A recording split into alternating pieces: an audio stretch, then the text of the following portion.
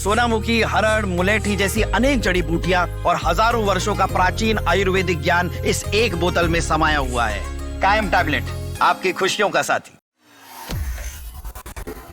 नए साल पर सिर्फ कैलेंडर नहीं बदला है, बल्कि आपके bank account, salary, tax, gas cylinder, loan और सरकारी योजनाओं से जुड़े कई बड़े नियम भी बदल चुके हैं। नया साल यानी कि 1 जनवरी 2026 आपके रोजमर्रा के खर्चों में बड़े बदलाव लेकर आया है। बता दें कि 1 जनवरी 2026 से कई नियम लागू हो गए हैं जो लाखों लोगों की जिंदगी को सीधे तौर पे प्रभावित करते हैं। कोई इस साल सैलरी बढ़ाने की उम्मीद कर रहा है तो किसी की एक छोटी सी चूक से टैक्स रिफंड अटक सकता है, पैन बेकार हो सकता है और सरकारी फायदे मिलने बंद हो सकते हैं। जी हाँ, आपने सही सुना।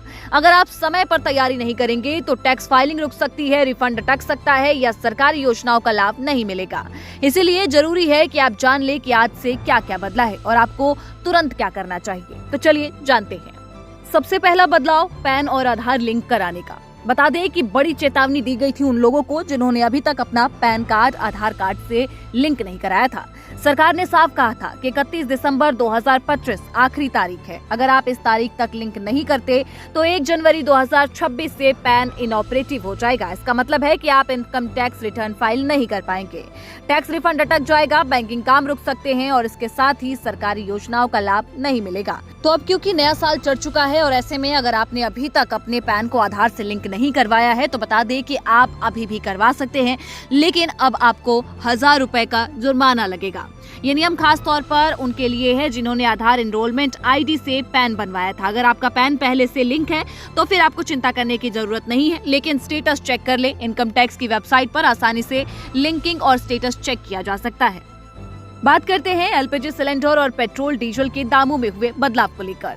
हर महीने की तरह 1 जनवरी को घरेलू और कमर्शियल एलपीजी के नए रेट्स आते हैं। क्रूड ऑयल की कीमतें कम होने से 30 से 40 रुपए की कटौती की उम्मीद इस साल भी है। इससे किचन का बजट जो है वो काफी सस्ता नजर आएगा, यानी कि उसमें राहत मिल सकती है।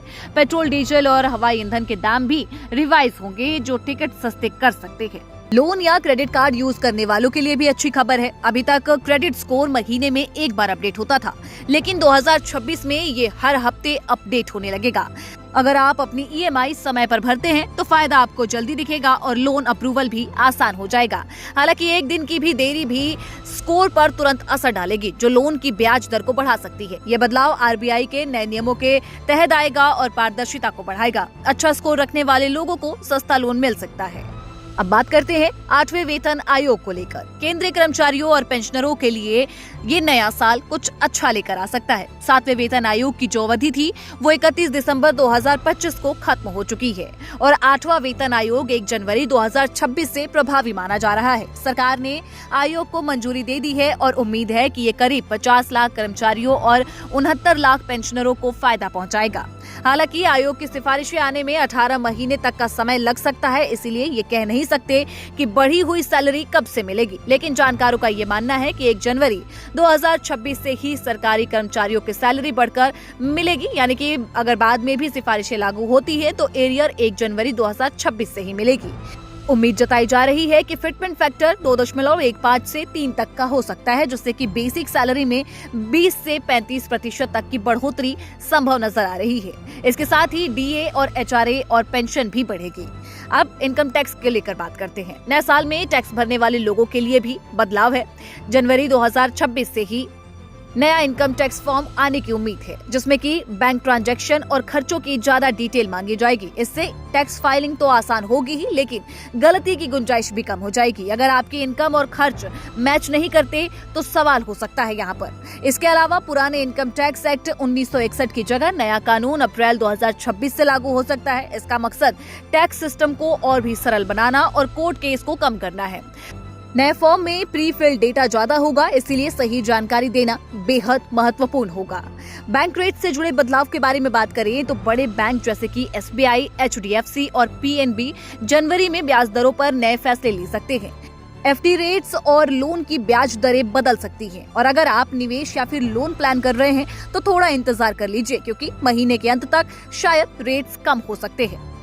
अब बात करते हैं किसानों की। पीएम किसान सम्मान निधि योजना से लाभ लेने वाले किसानों के लिए अलर्ट है। कई राज्यों जैसे कि उत्तर प्रदेश, बिहार और मध्य प्रदेश में जनवरी 2026 से फार्मर आईडी अनिवार्य हो रही है।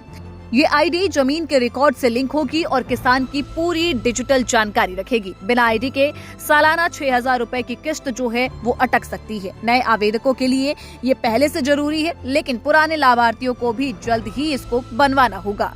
जहां सिस्टम पूरी तरीके से लागू नहीं हुआ, वहां राहत मिल सकती है। अगर आप किसान परिवार से हैं तो लोकल ऑफिस या फिर ऑनलाइन चेक करें और आईडी जरूर बनवाएं, क्योंकि ये बेहद ही महत्वपूर्ण है। तो नया साल सिर्फ उम्मीदें नहीं बल्कि जिम्मेदारी भी लेकर आया है। समय रहते अगर आपने जरूरी कामों को नहीं निपटाया तो ये नया साल आपको राहत नहीं बल्कि परेशानी दे सकता है। तो नया साल सिर्फ उम्मीदें नहीं बल्कि जिम्मेदारी है। अगर आपने समय रहते अपने जरूरी काम कर लिए हैं तो 2026 का ये साल आपके लिए फायदेमंद साबित हो सकता है, लेकिन लापरवाही की कीमत इस बार सीधे आपकी जेब से वसूली जाएगी।